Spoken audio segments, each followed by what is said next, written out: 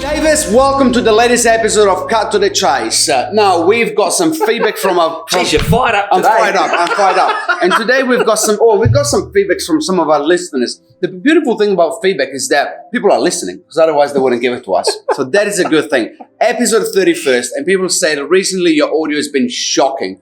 And I listened to one of my podcasts this morning, or our podcast, on the way in, and I couldn't understand my own English. So I was like, okay. So bought some new kits. We got a new camera. We got a new mic. We're trying something different. Hopefully you can hear me better, because Aaron, you could hear him nice and clear, and I was muffling like a drunk. It looks reassuringly expensive too. It is, and you paid for it. You don't know yet. Anyway, today we're talking, why would you pick you as an agent if you were a vendor sitting in the lounge room talking to mom and dad, and they're looking at you, and they probably talk with another 3 agents before you. Why you versus someone else? Because you're competing with a lot of people all the time. So why do you think, well, you ask people, right? Why do people choose you? And you're up against really good agents. Why are they choosing you, Diego? And you can't win them all. No, I still lose about 40%, and some they say that once you're at the top of the game, you should be about the 33%. So you should get 2 out of 3. So I'm getting there. Not perfect, right? Like as my wife would say.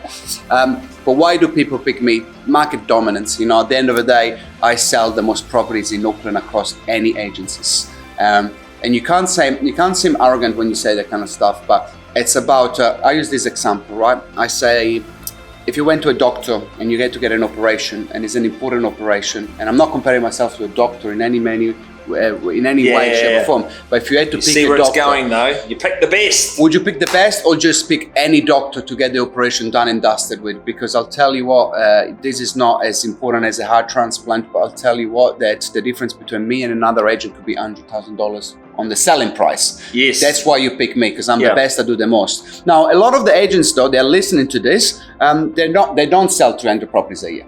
So why would they pick you? That's the question, right? And everyone has got their own strength. Anyone would have something that they're really, really good at. And if you don't, well, you got to get good at it, right? And you can't be a generalist, right? You've got to pick out your niche. We had an example the other day when someone said, look, you've got to call yourself Mr. Remuera. And they said, yeah, but I want to sell in a whole lot of other areas. Yeah, that's fine. But you've got to take that stand to say, what are you? What is it? Are you the cheapest?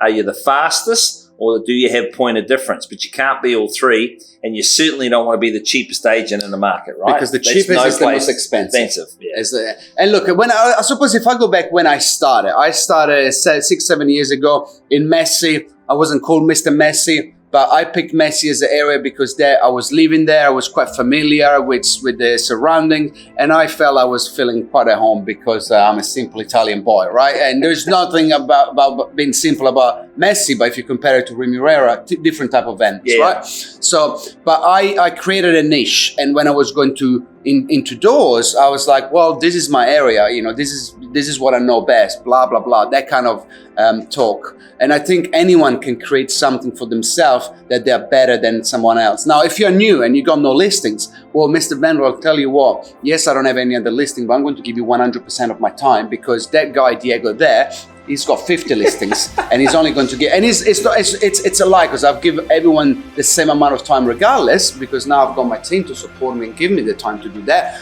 But if you're a new agent, that's what you would say. Well, but that's what I love about your team. I remember the conversation we had last week when Diego went to do an appraisal, and they said, okay, we know we're not getting you, Diego, because now your brand is stronger than Team Diego is actually more than Diego now. And they were saying, hey, we want to get one of your best associates, not one of your other ones. Yep. So you're sort of morphing into that, a business within a business, right? That's right. People know they're not getting you anymore, but they're getting you because of the brand, the associates, and the support team. We've got 3 of these stars sitting here right now. Hey, Lexi, making them look good.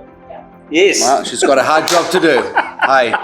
But you need to walk in. They call it the elevator pitch. You got to walk into a meeting, and if somebody says, why you, in 30 seconds, you got to say something that is going to wow them, right? I sell the most property. I'm the best at what I do. I'm the master negotiator.